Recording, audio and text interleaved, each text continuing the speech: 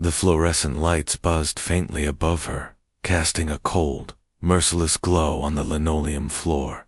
Interim Bennett shifted her baby from one hip to the other, trying to keep little Ella calm as the line inched forward.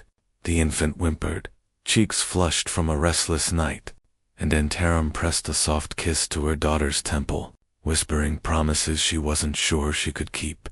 The carton of special formula sat on the counter, its glossy packaging absurdly bright against the dull gray of her worn tote bag. It cost nearly as much as she had left to her name. $32.75, the cashier droned, her gums snapping between words. Interim's heart pounded. She dug into her bag, pulling out crumpled bills and a scatter of coins. Quarters, dimes, nickels. Her fingers trembled as she lined them up on the counter, one by one. The people in line behind her shifted impatiently, sighing loudly, tapping their feet. "Come on, lady," someone muttered. She ignored them, forcing her focus on the coins. 29, 30, 31. Her pulse quickened. She counted again. 31.75. She was $3 short. Her throat tightened. She glanced at the formula, then at Ella, whose cries grew sharper with each second. Returning the carton wasn't an option. Ella's pediatrician had insisted her little stomach couldn't handle anything else. But without the full amount. "I'm sorry," Interim whispered, her voice brittle. She reached for the box, intending to hand it back. The cashier smirked, her gaze sweeping over Interim's threadbare coat, her scuffed shoes, the exhaustion etched in her face. "Figures," she said under her breath. Heat flooded Interim's cheeks. She wanted to vanish, to melt into the sterile tiles beneath her feet. And then, a deep, steady voice cut through the tension. "Put it on my bill." The cashier's gum froze mid-pop. Interim turned, startled. Behind her stood a man she hadn't noticed in line. Tall, broad-shouldered, wearing a tailored overcoat that whispered of wealth even before she saw the sleek watch glinting on his wrist.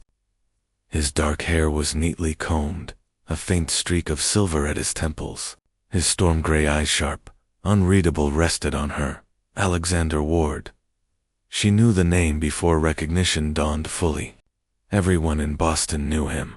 CEO of Westridge Innovations. Untouchable, the cashier blinked. Sure, Mr. Ward." She swiped his black card with sudden deference. The smirk wiped clean from her face. Interim's stomach twisted. Gratitude and humiliation warred inside her. She wanted to thank him, but words lodged in her throat. She clutched Ella tighter, murmured a strained thank you, and hurried to bag the formula. But Alexander didn't step aside. He lingered, watching her with an intensity that made her chest ache. Outside, the January wind sliced through her coat. She bundled Ella closer, fumbling with her keys as the baby's cries grew frantic.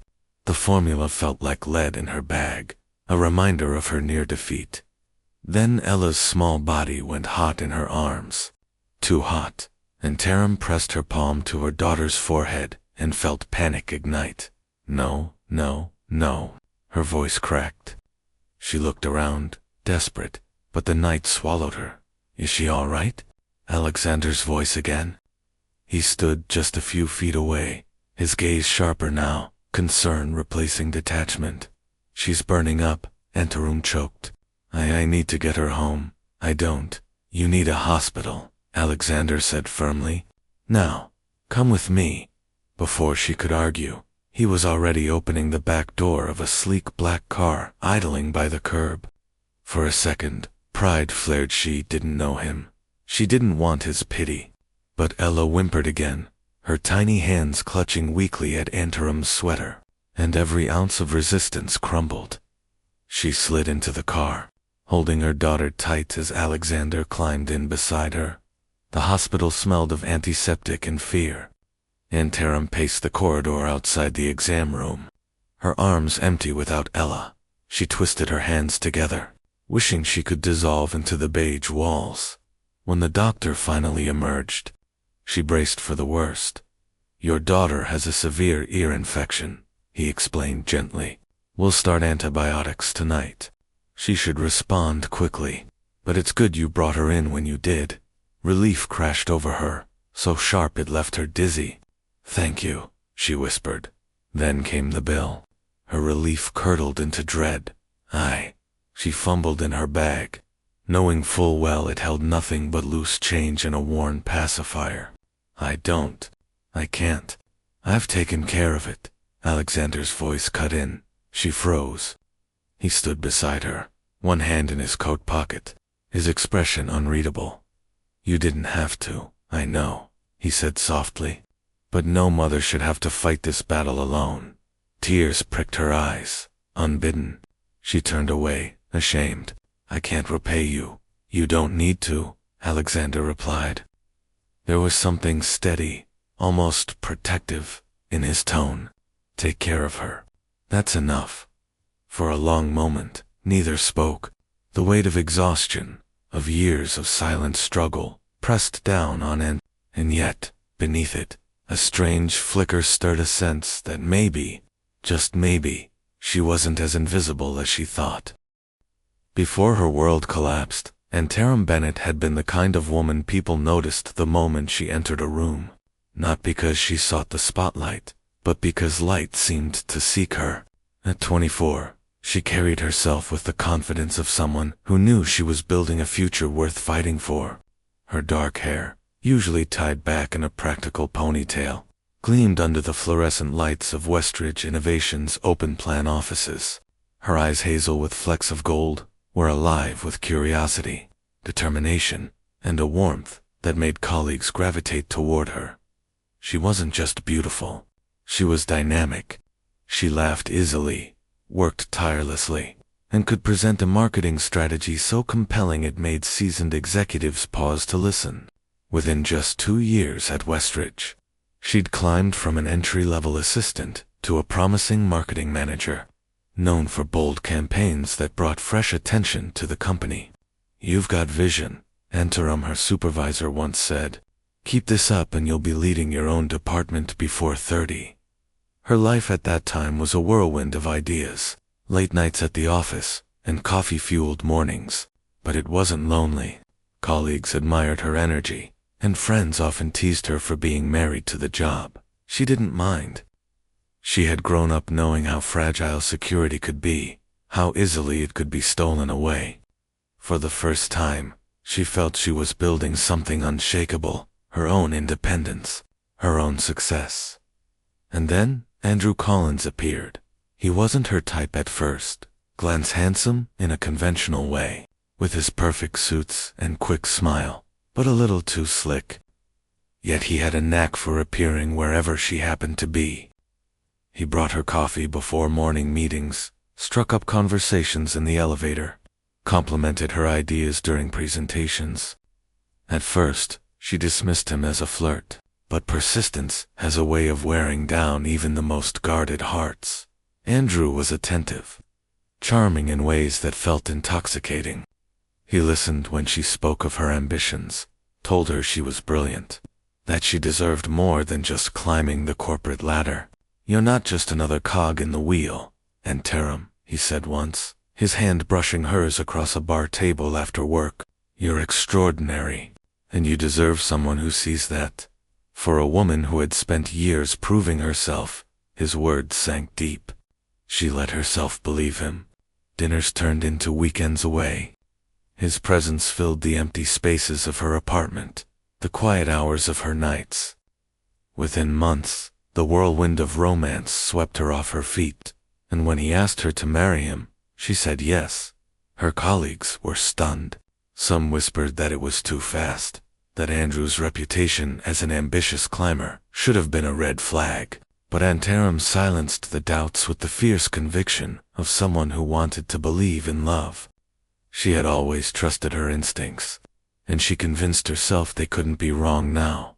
For a time, she was happy, or at least, she convinced herself she was. Andrew showered her with gifts, introduced her proudly as his wife, and spoke of a future where her brilliance and his ambition would carry them both higher. It felt like the life she had always dreamed of: love, partnership, the promise of a family. but shadows crept in quickly. Andrew's charm, once intoxicating, became suffocating. He began to criticize small things, the way she spoke up too often in meetings, the hours she worked, the friends she kept. "You don't need to impress anyone anymore," he told her. "You have me now."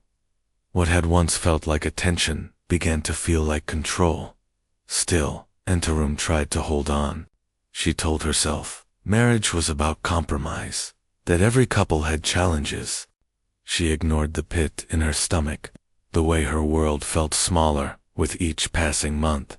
Then she discovered she was pregnant, and for the first time in months, she felt hope again. She imagined a baby filling their home with laughter, softening Andrew's sharp edges, binding them closer together. She dreamed of cradling her child, of proving to herself that she could still create a life of joy.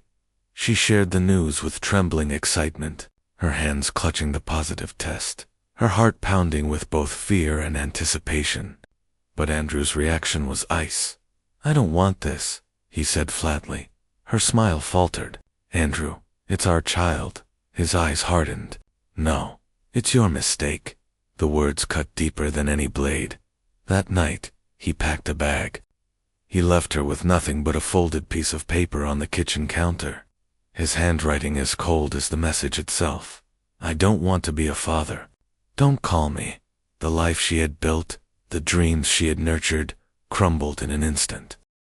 The days that followed were a blur of silence and tears.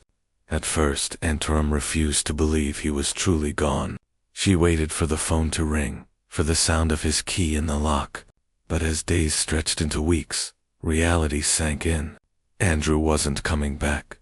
The pregnancy, once a symbol of hope, became a test of survival.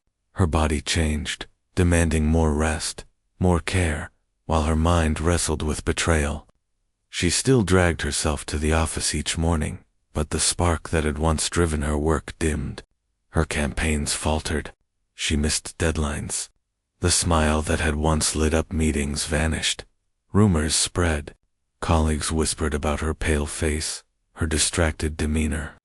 When the company restructured, her name was among those cut. Officially, it was downsizing. Unofficially, she knew her faltering performance had sealed her fate. She left Westridge with a box of belongings and a heart heavy with shame. For years she had been the rising star. Now she was a cautionary tale whispered over coffee breaks. Bells piled up quickly. Rent, groceries, medical checkup. The baby grew, and so did the weight of responsibility. She clipped coupons, sold old clothes, and skipped meals so she could save for prenatal vitamins. Nights stretched long and sleepless, her body aching, her mind replaying Andrew's words. "It's your mistake." When Ella was born, the hospital room was both a sanctuary and a battlefield. Enterum held her daughter for the first time, tears streaming down her face, whispering promises into tiny ears. "I'll love you enough for both of us," she vowed. And in that moment, she believed it. But reality was harsher than vows. Newborn cries pierced the silence at all hours, leaving her drained.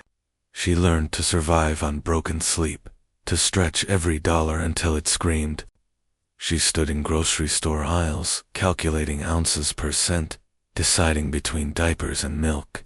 She took on odd jobs, temp work, freelance writing, babysitting for neighbors.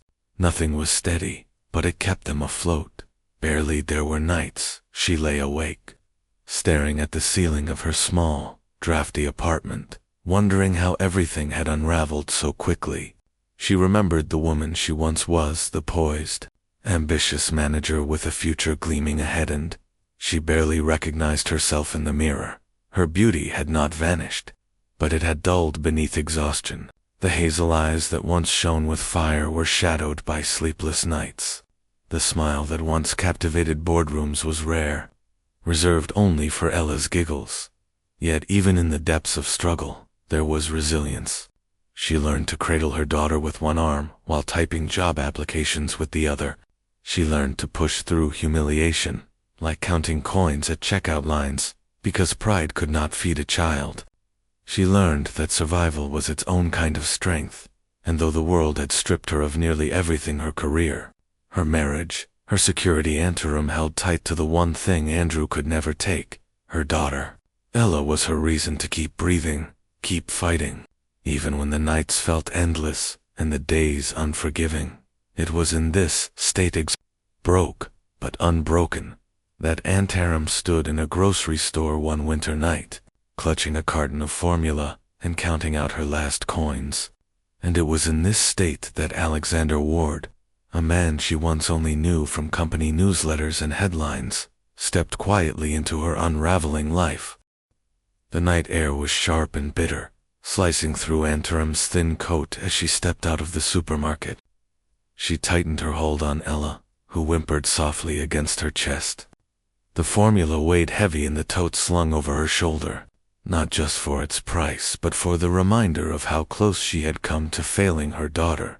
Snow from an earlier flurry clung stubbornly to the sidewalks, crunching under her worn boots. She moved quickly, head down, hoping to reach the bus stop before Ella's whimpers turned into full cries.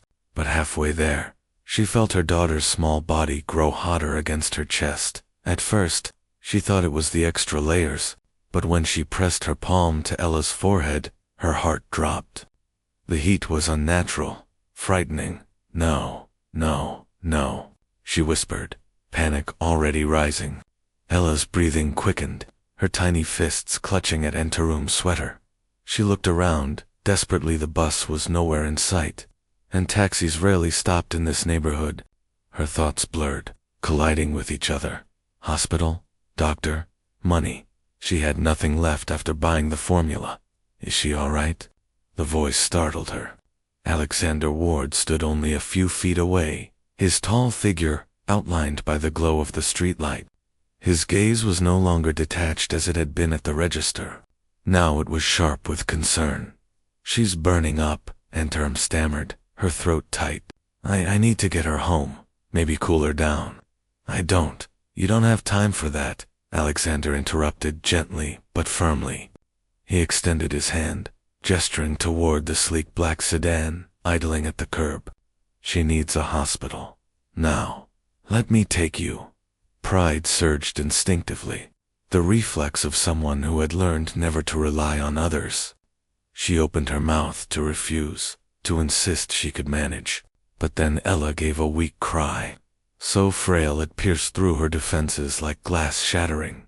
Antarum swallowed hard, blinking back tears. "Please." He was already moving. Within seconds, he opened the back door of the car, motioning for her to get in. The warmth of the leather seats enveloped her as she slid inside, clutching Ella tightly. Alexander climbed in beside her, giving the driver a curt order, "Massachusetts General." Now, the car surged forward, city lights streaking past.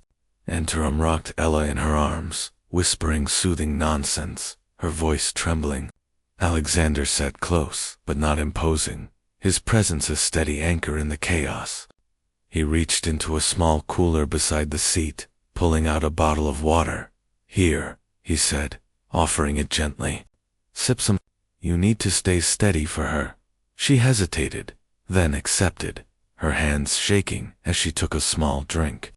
It wasn't much, but the gesture steadied her more than the water itself. The ride was a blur of worry. She kept glancing at Ella's flushed face, her tiny chest rising and falling too fast. Every stoplight felt like an enemy. Every second, a weight pressing against her lungs. Finally, the hospital came into view. The car screeched to a halt at the emergency entrance, and Alexander was out of his seat in an instant, pulling the door open for her. He reached out not to take Ella, but to steady Antarum as she hurried inside. The nurses swept the baby from her arms, their voices brisk, efficient. Antarum stumbled after them, but Alexander caught her shoulder gently. "They'll take care of her. Give them a minute." It was the longest minute of her life. She paced the waiting area, arms wrapped tightly around herself, every muscle taut with dread. She prayed silently, bargains spilling through her mind. "Take my career, my pride, my future. just not her. When the doctor finally appeared, she nearly collapsed with relief at his words. Your daughter has a severe ear infection, but she'll be fine. We'll start antibiotics tonight. Her knees gave way, and she dropped into a chair, hands covering her face. Tears spilled freely, hot and unchecked. And then, unexpectedly, a steady hand rested lightly on her shoulder. Alexander. He didn't speak, didn't crowd her, just stood beside her with quiet strength until her breathing slowed. The bill came swiftly, a sheet of numbers that might as well have been a wall between her and her child's care. She knew the answer before she even unfolded it. The total loomed far beyond her means. Her chest constricted, shame creeping like ice through her veins. I don't have, she started, fumbling in her bag for the thin wallet that held nothing but receipts and spare coins. It's already taken care of. Alexander's voice cut through. She froze. What? I signed the paperwork. His expression was calm, resolute. Focus on her, not the bill. Her first instinct was to protest. I can't repay you. I can't let you. You don't owe me anything, he interrupted softly. His eyes, storm gray and unwavering, held hers. No mother should have to fight this battle alone, not when she's already given everything she has. The words pierced through her defenses, disarming her in ways she hadn't expected. For months, no, years, she had carried the weight of survival on her shoulders alone. Every decision, every sacrifice, every humiliation. And now, someone was standing beside her, not out of pity but out of conviction. Her throat ached. She looked away, blinking rapidly, afraid her tears would betray too much. Why? She whispered. Alexander's reply was steady. Because I can. And because you deserve help, and you and your daughter both. Something in his tone gentle, sure, almost protective made her chest tighten. She wanted to believe him, wanted to sink into that assurance. But trust was a fragile thing, one she no longer knew how to give. Still, she nodded, unable to find words. Hours passed in a haze of fluorescent light and the soft beeping of hospital machines. Ella finally slept peacefully, her fever easing under the medication. Antarum sat by her side, exhaustion pulling at her bones. She could have drifted into sleep right there, but Alexander remained, a quiet sentinel a few chairs away. Once, she caught him watching her, not with judgment, but with something else, an intensity she couldn't name.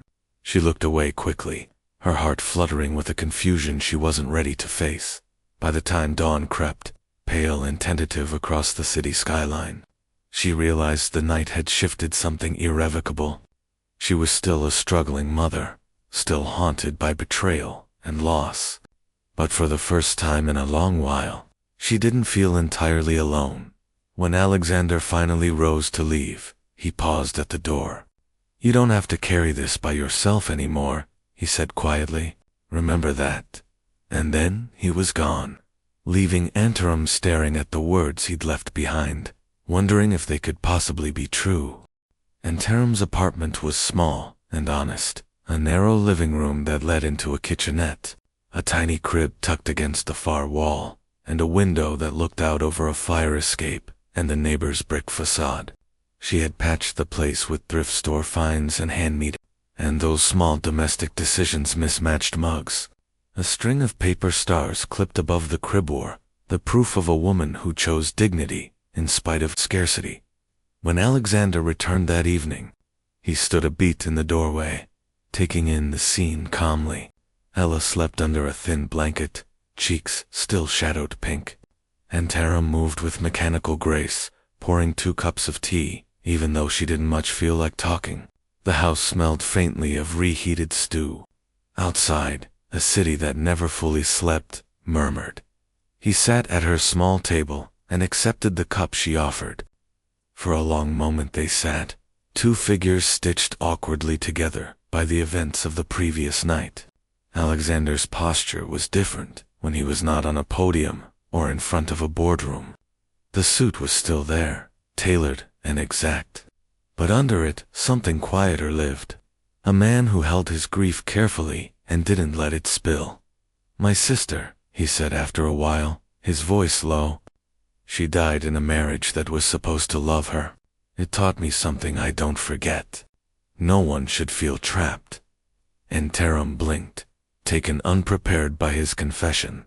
It explained a tenderness she hadn't expected in him. I'm sorry, she said, the phrase brittle and inadequate. He nodded. I came because you and Ella shouldn't have to go it alone. That's why I paid the bill. But there's more. I'm here because Andrew Collins has submitted an application to Westridge. The name landed like a physical weight. Antaram's fingers tightened around her mug. He used my name, she said quietly, as if revealing it might make it less true. He listed you as a reference, and appears to have falsified parts of his resume, Alexander said. Furthermore, we have reason to believe he has been trading information that could harm the company, confidential ideas, marketing strategies that were not properly his to sell. A hot, unfamiliar anger rose in her. She had never thought of her private confidences as currency to be sold.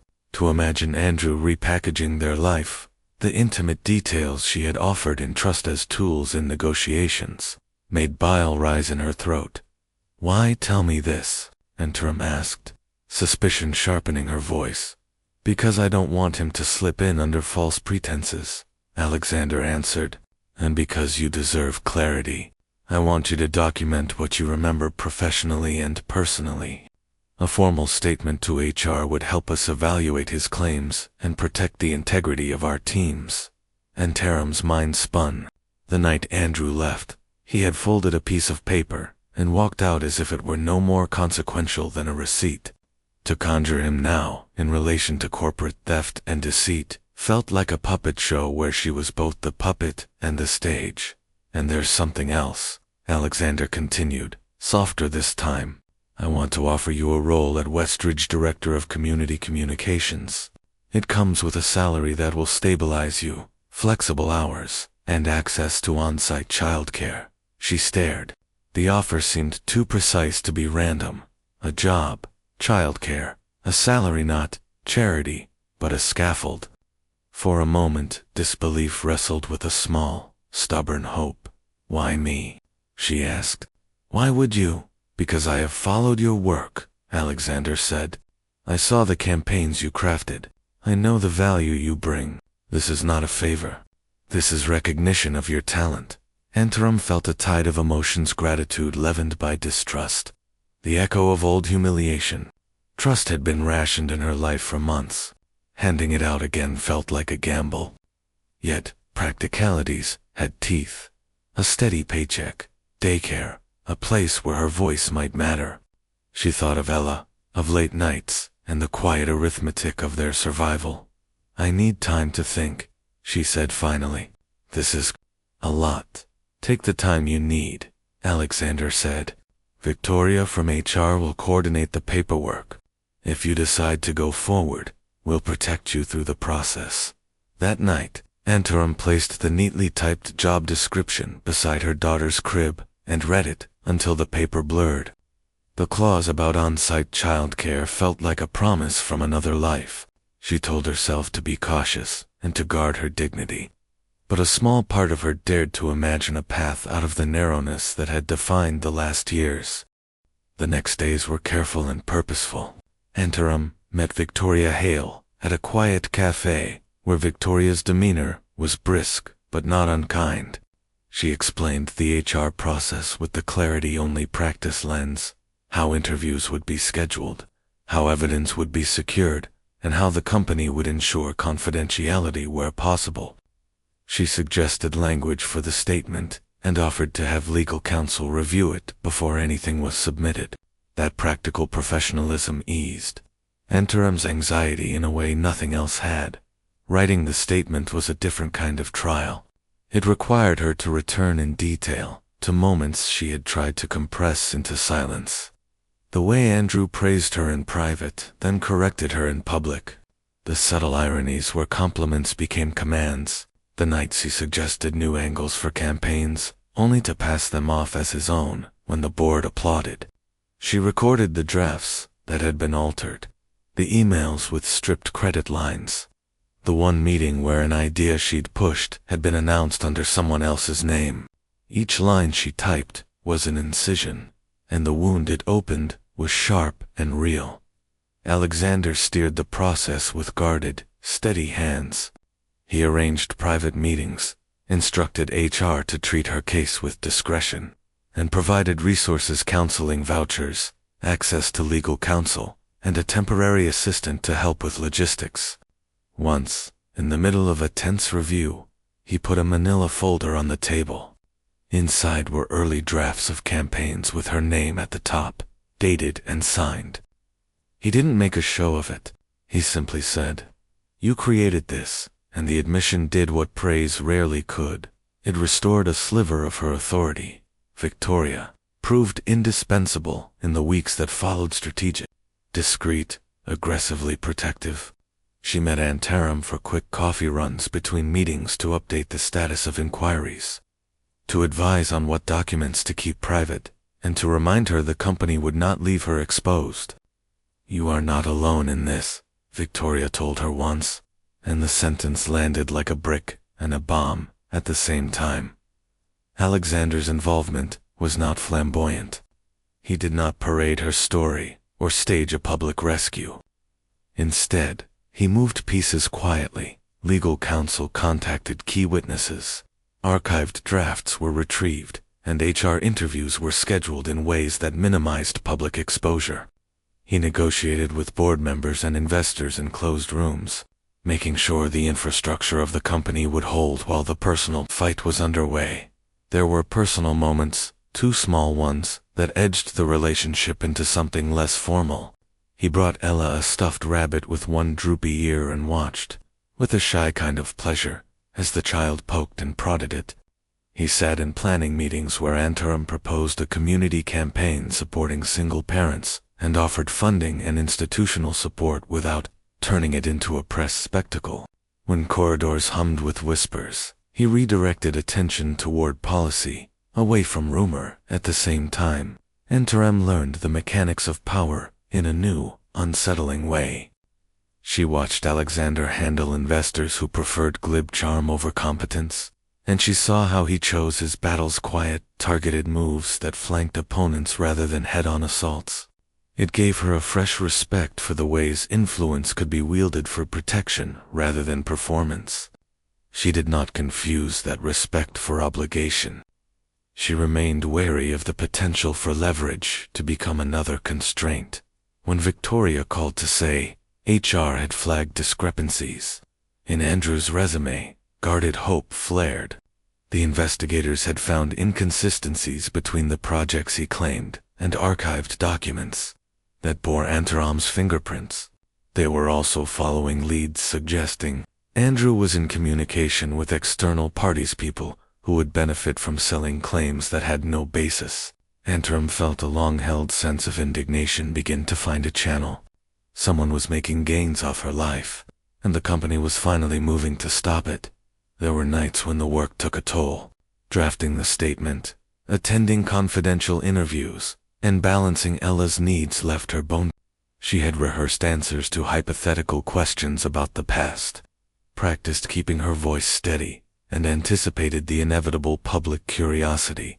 Alexander arranged for an advisor to help refine her talking points, and a stylist who respected her need for dignity over drama.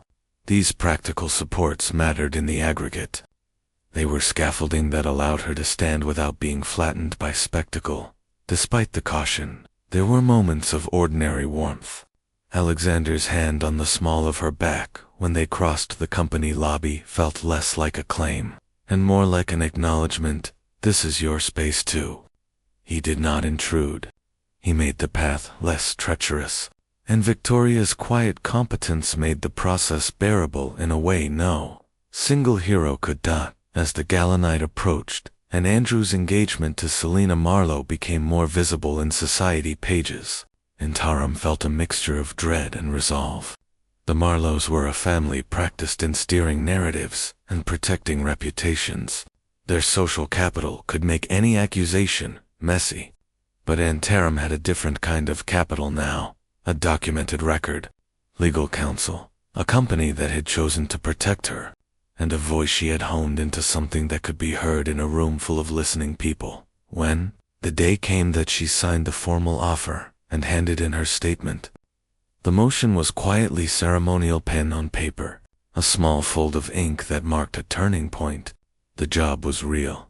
It provided income, childcare, and a platform to do meaningful work, supporting others in vulnerable positions. The statement was on file, the investigation underway. She had not been rescued by a fairy tale. She'd arranged, with care and counsel, a set of measures to reclaim what had been stolen. That evening, walking back into Westridge for the first time in months, she felt the lobby's high ceilings and the weight of the world she was re-entering. Faces registered surprise, then professional curiosity. Alexander approached, offered a simple welcome back, and in that understated greeting she felt the small calibration of respect she had craved for so long. The path ahead would be fraught, political, sometimes exhausting, but it was a path she had chosen, rather than one made for her by pity. She closed the apartment door behind her and tucked the signed offer letter into a drawer. Ella slept in the next room, breath soft and even, and Jerome allowed herself a tiny, private smile. The next steps: drafting campaign plans, finalizing the statement's redactions, and preparing for the gala would be hard. Yet for the first time in years, she could feel the beginning of something that had been missing, the sense that she might walk forward with dignity, that the pieces of her life might be put back together, not by happenstance, but by deliberate hands, her own and allies who had chosen to stand with her. The office cafe was nearly empty when Victoria Hale slid into the booth across from Antarum, her leather folder snapping shut with the crisp precision of a woman who left little to chance. Victoria had a reputation inside Westridge: efficient, sharp-witted, discreet. She carried herself with the assurance of someone who always knew more than she was willing to reveal. "You should know," Victoria began, lowering her voice. "We've uncovered more about Andrew Collins." Antarum stiffened at the name. Even after months of silence, it still lodged in her chest like shrapnel. She forced herself to meet Victoria's gaze. "What now?" Victoria unfolded a series of papers, printouts, memos, clipped articles from society pages. "He's not just submitting falsified work history. He's engaged to Selina Marlowe." The words landed like stones dropped into a still pond. Antarum felt the ripples spread through her body: anger, disbelief, something that tasted like old humiliation. Victoria continued, "The Marlowes are circling Westridge, looking for leverage. Selina is the youngest daughter, ambitious, eager to make her mark. Andrew appears to be her entree into our world. They've already been photographed together at fundraisers, and her father has hinted at a partnership with Westridge. It's delicate." Antarum's hands tightened around her coffee cup. Selina Marlowe, a name she had only seen in glossy magazines. A woman dressed in couture gowns, her smile as polished as the diamonds at her throat. To imagine Andrew at her side, flaunting success built on lies, was a twist of the knife. Victoria tapped the folder with one manicured nail. "But here's the part that matters. Andrew has been feeding them information. Campaign data, projections, half-formed strategies. We've cross-referenced them. They came from ideas you once discussed at home." The breath left Antarum's lungs. He used me." Victoria's gaze softened, but her tone remained brisk. "He used your trust. He took what you shared in private and paraded it as his own to gain favor. And now, with the Marlowes, he's positioning himself as a bridge to inside knowledge at Westridge." The room seemed to tilt. Antarum remembered late nights when she had bounced ideas off Andrew, excited, glowing with the rush of inspiration. He had nodded, asked questions, encouraged her. She had thought he was proud of her brilliance. Now she saw the truth. He had been mining her. Every word she spoke had been another tool for him to pocket. Her chest ached with betrayal, deeper than when he had walked out. Because this wasn't abandonment, it was theft. "What do you want from me?" she asked, her voice tight. "Your statement helps," Victoria replied. "But more than that, we want you prepared. The gala is coming. The Marlowes will be there. Andrew will be there. This is where he'll try to cement his place. And this is where his facade can break, if we handle it right." And Taram shook her head slowly. "You expect me to stand in the same room with him?" "Yes," Victoria said simply, not as the woman he discarded, but as the woman he underestimated. That's what terrifies men like Andrew, being confronted with the proof of the strength they thought they'd destroyed. The thought left Taram silent. She imagined walking into that glittering room, the chandeliers blazing, her daughter's future tethered to every whisper. She imagined Andrew's smirk faltering, Selena's carefully rehearsed smile cracking. For months she had lived in shadows, surviving on coins and stubborn willpower. Now she was being asked to step into a spotlight she had never wanted, yet part of her, a quiet, newly kindled fire, longed for it. Not for revenge, but for reclamation. Victoria closed the folder, her expression softening for the first time. "You're not alone, and Alexander believes in you, and so do I." Something in the words lodged deep, a counterweight against the old shame. For once, the burden didn't feel entirely hers to carry. That night, Taram sat at her kitchen table, long after Ella had fallen asleep. The apartment was silent, except for the faint hum of the refrigerator and the occasional honk of traffic from the street below. The folder Victoria had left lay open before her, its contents a paper trail of deceit and ambition. She traced her finger over a photograph clipped from a society column. Andrew, in a tailored tuxedo. Selena Marlowe on his arm, both of them smiling with the ease of people who had never known the weight of survival. Andrew's hand rested possessively at Selena's waist, the same way it had once rested at hers. Taram's stomach twisted, not from longing but from clarity. She saw him now for what he was, a man who consumed and discarded, who built his tower from the stones he stole from others. She had been one of those stones, but no longer. Her gaze shifted to Ella's crib, where her daughter's chest rose and fell in peaceful rhythm. That was what mattered. That was who mattered. Taram had fought too hard to keep her alive. Too long to give her even the smallest taste of security. To let Andrew's greed jeopardize it again. For the first time in months, she felt something sharper than exhaustion. Determination. The following morning, she arrived at Westridge with a folder of her own. It wasn't polished, not yet, but it was hers. Memos, early drafts, campaign sketches, proof of the ideas Andrew had siphoned. She laid them on Alexander's desk with steady hands. He looked at her, his storm-gray eyes assessing, then softened. "You're ready." "I'm done being a victim," Taram said. Her voice trembled, but not from fear, from conviction. "If he's going to stand in those rooms and wear a mask, then I want to be there when it's torn off." Alexander leaned back, studying her with something like pride. "Then that's what we'll do. Together." The word lingered, together. She had learned not to rely on anyone, but there was a steadiness in his tone that made her believe he meant it. Not as a savior, but as an ally. The weeks that followed were a blur of preparation. Alexander's team, with Victoria at the helm, mapped out scenarios. What questions might be asked, what rumors might surface, how to hold her composure when eyes turned toward her. They rehearsed talking points, arranged wardrobe fittings, secured support staff to manage logistics, and Taram struggled with it, balancing Ella's needs with the demands of preparing for the galabet. Alexander made sure she wasn't alone. Childcare was arranged without her having to ask. Meals arrived at her apartment on the days she forgot to cook. Small gestures, practical but profound.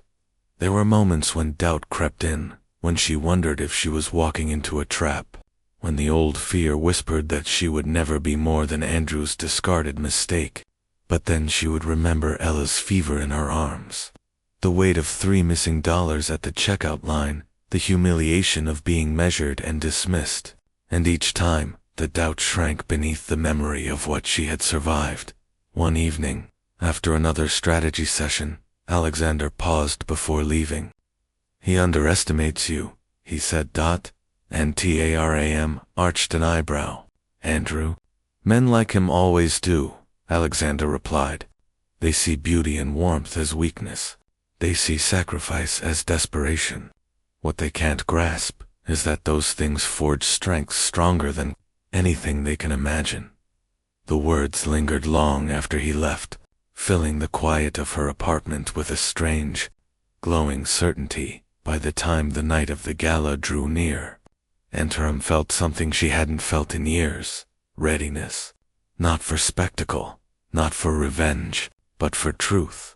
To stand, not as the abandoned wife Andrew had left behind, but as the woman who had endured, who had rebuilt, who had chosen dignity. As she laid out her gown a deep green that shimmered like resilience itself, she whispered a promise to the sleeping child beside her crib: "Tomorrow, we begin again." The invitation arrived without fanfare. Alexander didn't send an assistant or a formal note on company letterhead. Instead, he appeared in the doorway of her office late one afternoon, leaning lightly against the frame as if he had all the time in the world. Taram was bent over her desk, reviewing drafts for the community outreach initiative she had begun to shape, her pen tapping unconsciously against the margin of the page. "You work too late," Alexander said, his voice carrying a quiet warmth that startled her.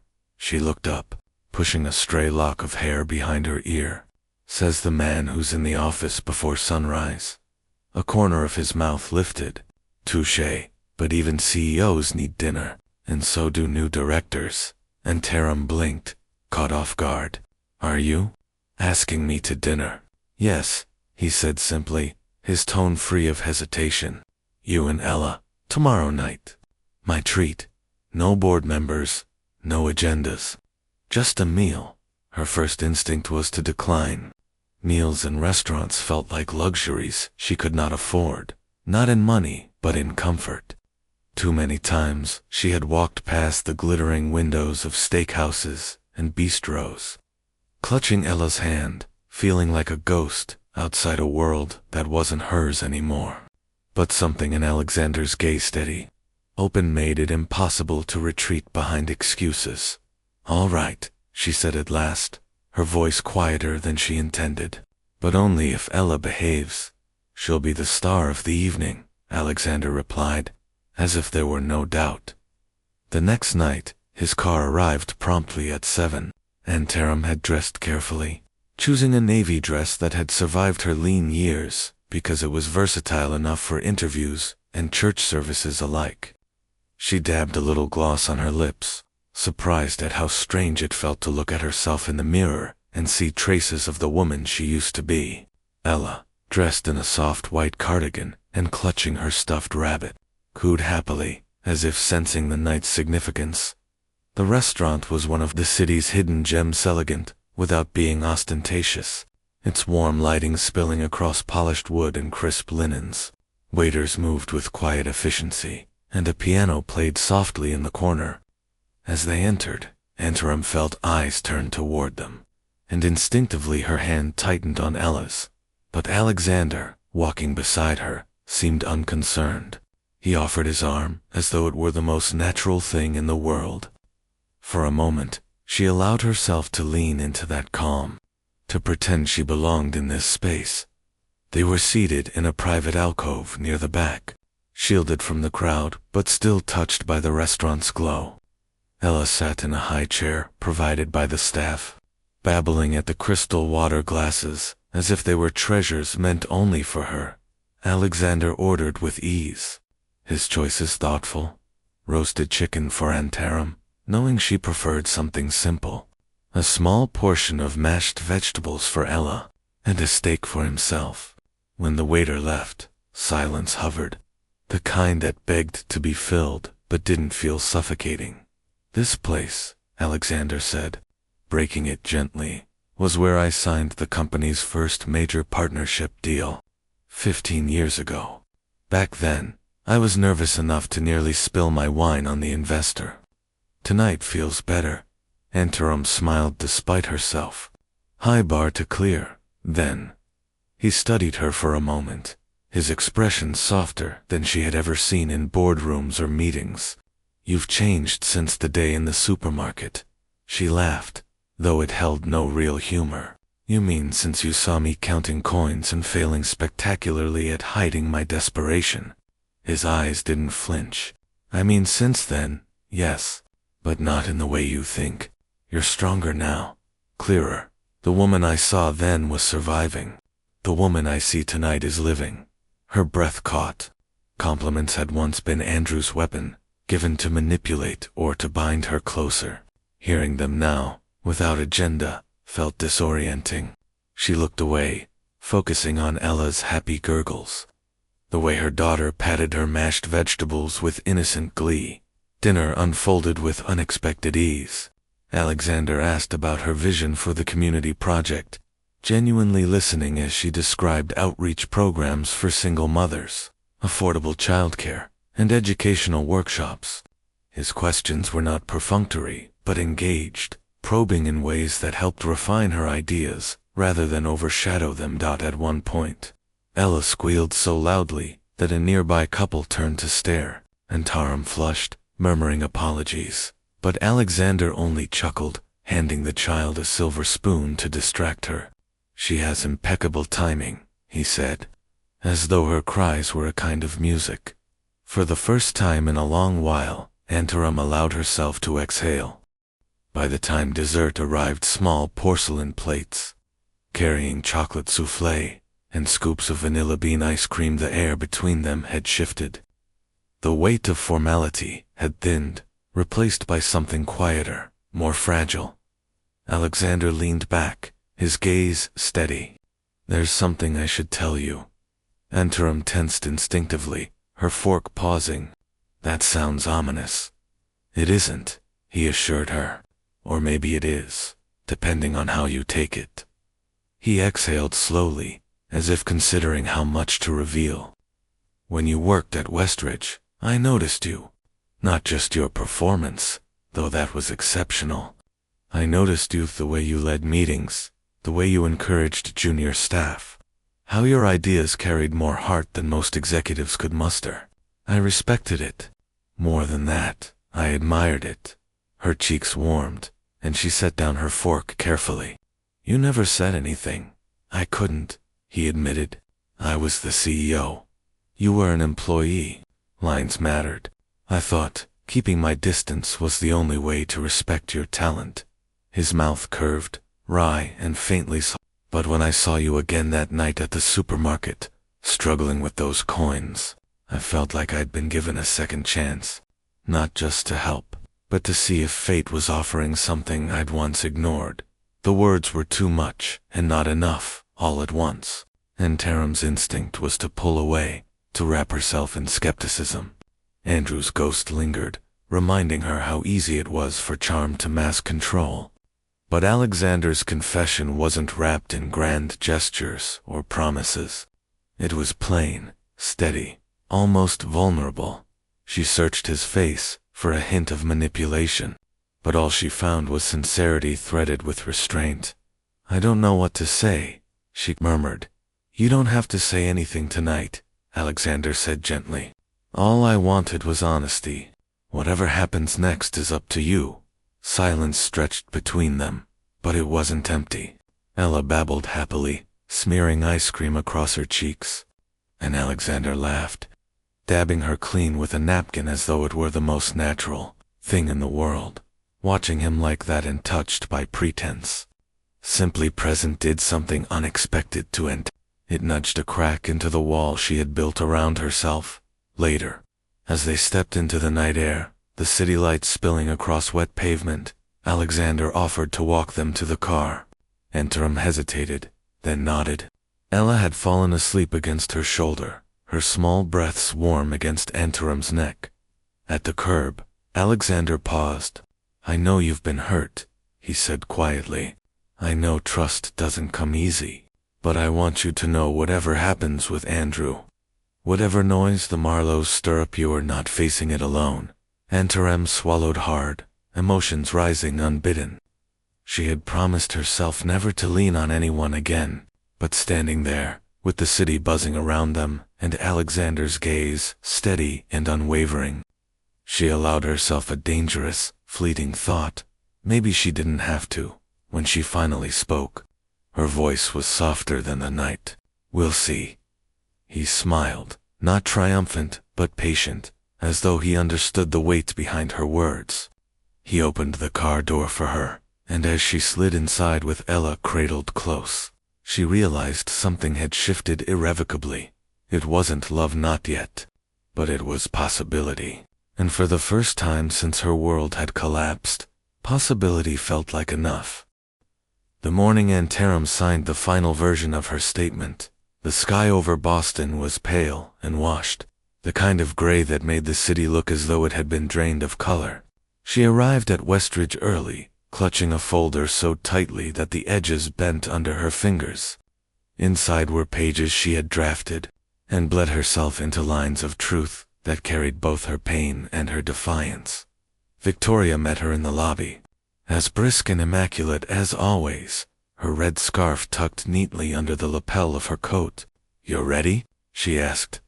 Antaram nodded, though her throat felt dry. They rode the elevator in silence, the numbers ticking upward like a countdown. When the door slid open, Alexander was waiting in his office, standing by the wide window that overlooked the city. He turned as they entered, his expression unreadable but steady, the kind of calm that steadied everyone else in the room. The documents were laid out on his desk, a pen resting across the top page. The air carried a strange gravity, as if the walls themselves were aware of the moment.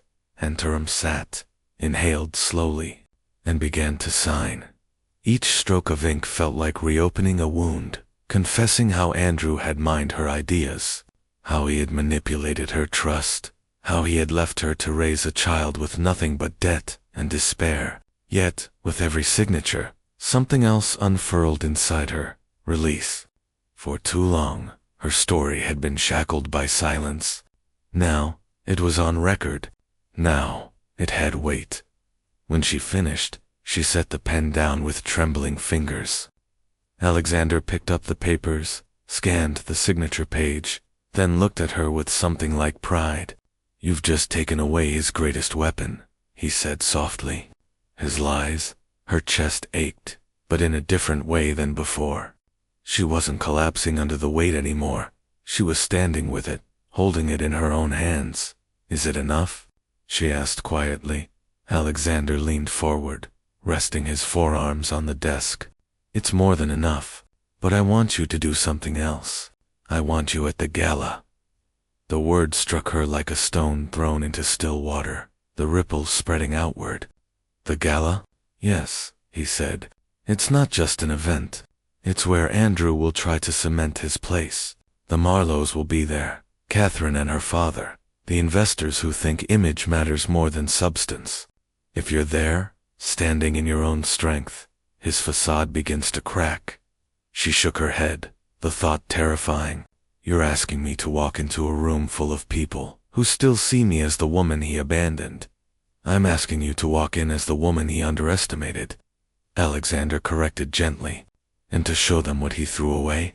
Not because you need their approval, but because the truth deserves light." Silence stretched between them, heavy and fragile. Antarem thought of the chandeliers, the whispered conversations, the eyes that would measure her worth. She thought of Andrew's smirk, Selena's perfect smile, the Marlowe's power. Her stomach twisted, and yet she thought of Ella Tutha, nights of fever, the hunger she had hidden from her daughter, the humiliation of counting coins. She thought of the strength it had taken to survive, of the courage it had taken to sign those papers. Her fear trembled, but beneath it was something stronger.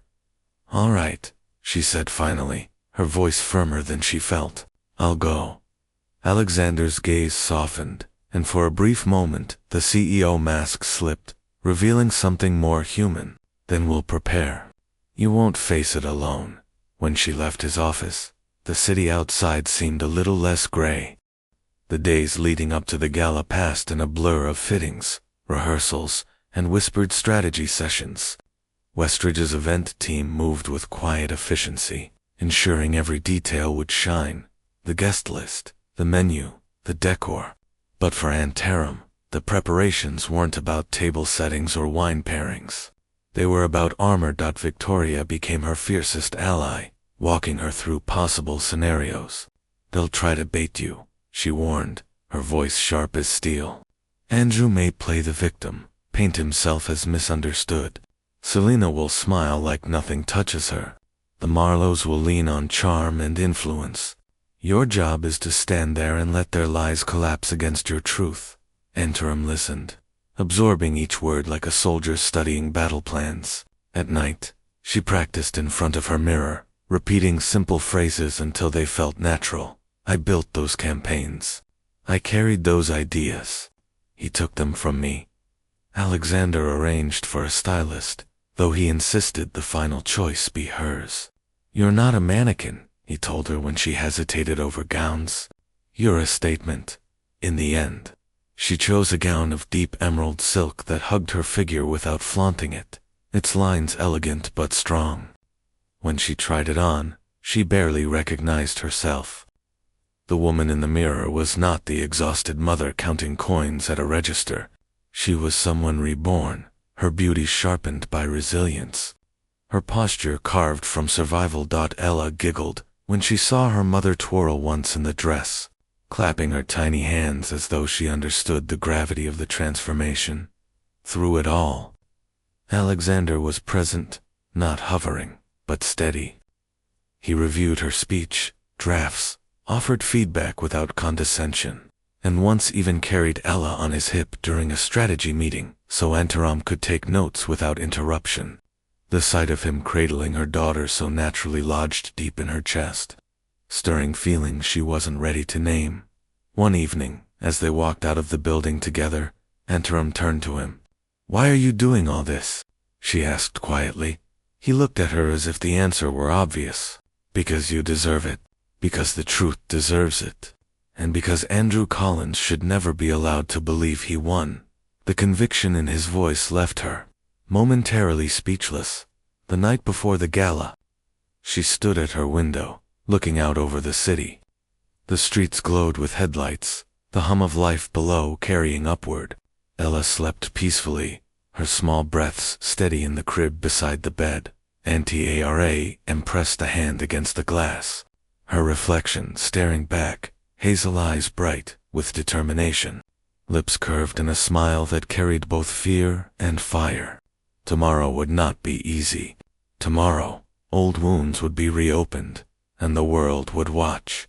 But tomorrow, she would stand, not as Andrew's discarded wife, not as the woman who had once counted coins with shaking hands, but as Antarum Bennett, mother, survivor, director, a woman who had been underestimated for the last time. When she turned away from the window, she whispered to the sleeping child, "We're ready, Ella. Whatever comes, we're ready." The Westridge Gala was the kind of event people whispered about weeks in advance. It was where fortunes were cemented over champagne flutes, where rivalries sparked beneath the glow of chandeliers, and where appearances mattered almost as much as investments. By the time the limousines began to line the entrance of the historic ballroom, the city's elite had already taken their seats or gathered in glittering clusters near the marble staircases. Inside, the ballroom shimmered with opulence. Crystal chandeliers spilled golden light across mirrored walls, and the floor gleamed like polished onyx. Waiters glided between guests with silver trays of champagne, their movements rehearsed to perfection. A string quartet played near the stage, the notes of Vivaldi's Spring curling like ribbons through the air. Alexander Ward stood near the entrance, his posture impeccably straight in a midnight black tuxedo, his expression practiced into neutrality. But inside, his thoughts weren't on the investors or the Marlowes or the speeches he was scheduled to give. They were on her. He told himself not to anticipate, not to let the evening hinge on one moment. And yet, when the heavy oak doors at the far end of the hall opened, his restraint shattered, and Taram stepped into the room. For a heartbeat, the entire gala seemed to pause. Conversations stuttered, laughter faltered, even the quartet's bow slipped a fraction on the strings. It was as though the air itself bent around her. She wore a gown of deep emerald silk that moved like liquid as she walked, catching the light and ripples of green and shadow. The neckline framed her collarbones with elegant restraint, while the fitted bodice highlighted her figure in a way that was powerful rather than showy. The skirt flowed into a sweeping train, each step transforming her into something both timeless and undeniable. Her hair, usually pulled back in a practical bun, now cascaded in soft waves that brushed her shoulders, catching flecks of light. Her hazel eyes, enhanced by a subtle shimmer of gold shadow, glowed with the kind of fire that came not from makeup, but from survival. A pair of emerald earrings, simple, elegant, borrowed from Westridge's. Stylist caught the chandelier's glow, echoing the strength of the gown. But it wasn't just the dress, or the jewels, or the careful styling. It was the way she carried herself. Her shoulders straight, her chin lifted, her steps steady and measured. She wasn't the woman counting coins at a supermarket register. She wasn't the abandoned wife, scrambling to survive. She was Taram Bennett, and the room felt it. Alexander, who had spent his life mastering control, felt his composure slip. His breath hitched almost imperceptibly, his storm-gray eyes widening as if the sight of her had knocked him off balance. He had seen her in every state, exhausted, worried, fierce, but never like this. Never radiant, never so unapologetically herself. He moved toward her before he realized it, the crowd partying instinctively as he approached. When he reached her, his voice was lower than usual, roughened by something he couldn't quite contain. "You look." He stopped, uncharacteristically at a loss for words. He exhaled softly, his eyes tracing her with reverence. "Extraordinary." Taram met his gaze steadily, though a faint flush colored her cheeks. "It's just a dress," she murmured, though the quirk of her lips betrayed that she knew it was more than that. "No," Alexander said, shaking his head with conviction. "It's you, and I've never seen anything more extraordinary." For a moment, the world around them faded, the chatter, the music, the clinking of glasses. There was only her, standing in emerald silk like she had been forged from fire and resilience, and him, undone by the sheer gravity of her presence. When he offered his arm, she took it, and together they moved deeper into the gala. The crowd, once humming with idle conversation, seemed to ripple with murmurs. Heads turned, investors whispered, and somewhere across the room, Andrew Collins froze mid-sentence, his glass of champagne trembling slightly in his hand. The murmurs swelled as Taram and Alexander stepped onto the marble floor, their figures illuminated by the chandeliers. People whispered her name, some with confusion, some with awe. Taram felt the weight of their eyes, but instead of shrinking, she stood taller. Each step a reclamation. At the far end of the room, Andrew recovered from his shock. Selina Marlowe, radiant in a silver gown that sparkled like starlight, noticed his distraction and followed his gaze. Her smile faltered for the briefest moment, then she leaned in close, whispering something sharp into his ear. Andrew straightened, forcing his expression into composure, but his eyes betrayed him. They flicked nervously from Taram to Alexander, as if recalibrating the story he'd prepared. Alexander guided Taram toward the central table, where board members and investors had begun to gather. He moved with the calm confidence of a man in his element, but his attention never strayed far from her. Each time their eyes met, she felt steadier, as if his presence were a shield. Introductions blurred into small talk, champagne flutes clinked, but beneath the surface, the tension thickened. Everyone knew the Marlowes were circling. Everyone knew Andrew was there, knew protege. And now, everyone saw Antarum, not as the shadow he had discarded, but as a force standing beside the CEO himself. It didn't take long for the collision to happen. Antarum, her name cut through the hum of conversation like a blade. She turned, and there he was, Andrew Collins, as polished as ever in his tailored tuxedo, his smile stretched taut. He held Selena's hand lightly, though his grip seemed more like a performance than affection. Andrew, Antarum replied, her voice even, betraying none of the storm in her chest. Selena's eyes flicked over and, assessing, measuring. Her smile was flawless, but the faint tightening at its edges betrayed her irritation. "You didn't tell me your ex-wife would be here," she said lightly to Andrew. Though her gaze never left Antarum, Andrew's jaw flexed. "I didn't think." He stopped, then forced a laugh. "What a surprise, isn't it? You look different, different." The word was meant to wound, but it slid off her like rain. Antarum tilted her head, letting a small smile play at her lips. "Yes, I am." Alexander stepped subtly closer, his presence a silent anchor. "Antarum is Westridge's new director of community communications," he said evenly, his tone carrying just enough weight to silence the murmurs nearby. "She's here tonight, as both a guest and a leader." The impact was immediate. Gasps rippled through the crowd, eyes widening, conversations shifting. Andrew's face paled, the champagne flute in his hand tipping slightly. Selena's carefully composed smile wavered. "That can't be right," Andrew sputtered, his composure cracking. "She doesn't." "She couldn't." "She could," Alexander interrupted coolly, his eyes narrowing. "And she did. Her campaigns are still some of the most successful this company has ever seen. The only thing she couldn't do was stop you from stealing them." The silence that followed was electric.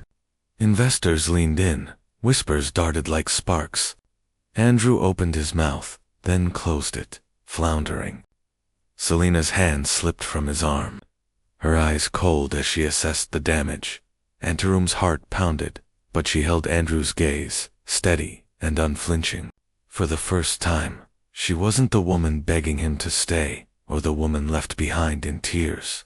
She was the woman standing in emerald silk, backed by truth and resilience. "I used to think you broke me," she said quietly, her voice carrying farther than she expected in the hush. "But all you did was show me what I was capable of surviving. And tonight, Andrew, you don't get to define me anymore." Andrew's face crumpled, the mask slipping completely. Selena turned away from him, her expression one of thinly veiled disdain, and the crowd hungry for spectacle. But swayed by power shifted with a collective murmur, their eyes no longer on Andrew, but on her. Alexander touched his glass lightly against hers, the sound sharp and clear. "To new beginnings," he murmured. And Taram lifted her chin, her hazel eyes gleaming under the chandeliers. "To new beginnings," she echoed. And as the quartet swelled again, as conversations resumed, Antarum realized the night wasn't about revenge, or even about Andrew's downfall. It was about reclaiming her place, not as someone defined by betrayal, but as someone who had risen from it, stronger and unshaken. The gala light still shimmered in Antarum's mind hours after the event had ended. Back in her apartment, the emerald gown hung carefully on the back of the bedroom door, like a relic of another world. She sat on the edge of her bed, hair falling loose around her shoulders. A pair of simple slippers, replacing the heels that had left faint blisters on her toes. Ella stirred in her crib, letting out a soft sigh, her tiny hand curling into a fist as she dreamed. And Taram leaned over, brushing a kiss against her daughter's cheek. The scent of baby powder and warmth grounded her far more than the champagne-scented ballroom ever could. For the first time in years, Antarum felt as though she could breathe without bracing for the next blow. The memory of Andrew's face, cornered, unraveling, still lingered, but it didn't ignite anger anymore. Instead, there was a cool finality to it, as though the chapter had been closed by more than words. She had walked into that room as the woman he abandoned, but she had walked out as someone entirely new. She turned her gaze to the city lights flickering beyond her window. Boston stretched endlessly, full of possibility and challenge. Somewhere out there, Andrew was licking his wounds, perhaps plotting, perhaps disappearing into the shadow of his own failures. It didn't matter anymore. His path was no longer hers. Her phone buzzed softly on the nightstand. A message lit the screen. Alexander Ward, I meant what I said tonight. This is just the beginning for you. For Ella, sleep well. Tomorrow, we build. Her lips curved into a small, tired smile. She typed back only 2 words, thank you. But even as she set the phone aside, her chest warmed with something unspoken, something fragile and powerful, all at once. She wasn't naive. Whatever this was between her and Alexander, gratitude, respect. The possibility of something deeper, it was far too soon to define. Life had taught her not to rush into promises wrapped in pretty words. But it also had taught her to recognize sincerity when she saw it. And Alexander's sincerity had never wavered. The clock ticked past midnight. Antrim slid under the covers, exhaustion pulling at her bones. Yet even as her eyes drifted closed, her mind hummed with images of the future. Drafting campaigns. Walking into the West Ridge offices, not as an employee desperate to prove herself, but as a leader shaping something real. She pictured Ella toddling through the company's childcare center. Laughter echoing through halls once filled with stress and ambition. And, unbidden, she pictured Alexander, gray eyes, softer, standing at her side as though he belonged there. But whether that vision came true or not didn't define her anymore. What mattered was that she had choices again. When dawn finally brushed the sky with faint strokes of pink and gold, Antrim woke to the sound of Ella's laughter. It filled the room, brighter than any chandelier, more precious than any applause. She scooped her daughter into her arms, pressing her cheek against the warm curve of her head. "Good morning, my love," she whispered. "We've got so much ahead of us." As she stood at the window, Ella giggling against her chest, the city unfolded before them. Streets alive with motion, people chasing dreams, opportunities hiding in plain sight. Antrim no longer saw the skyline as a cage. It was a horizon, and though the story of her survival had been written in hardship and betrayal, the story of her future was unwritten, still an open page, waiting for her to claim it with Ella in her arms and a new fire in her heart. Antrim smiled at the dawn. It wasn't the end, it was the beginning.